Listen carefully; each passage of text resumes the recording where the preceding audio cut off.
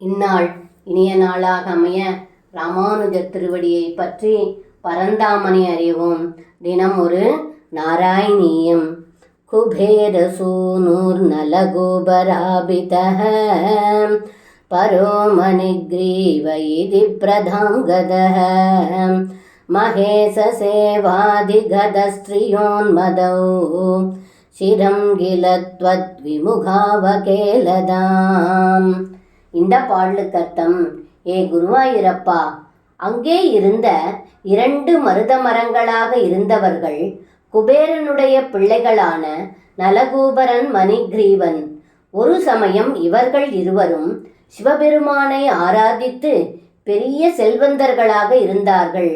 இதனால் இவர்களுக்கு கர்வம் அதிகரித்து தங்களிடம் பக்தி இல்லாமல் நீண்ட காலம் உலகியலில் ஈடுபட்டிருந்தார்கள் என்று இந்த பாடலில் பட்டத்ரி சொல்கின்றார்.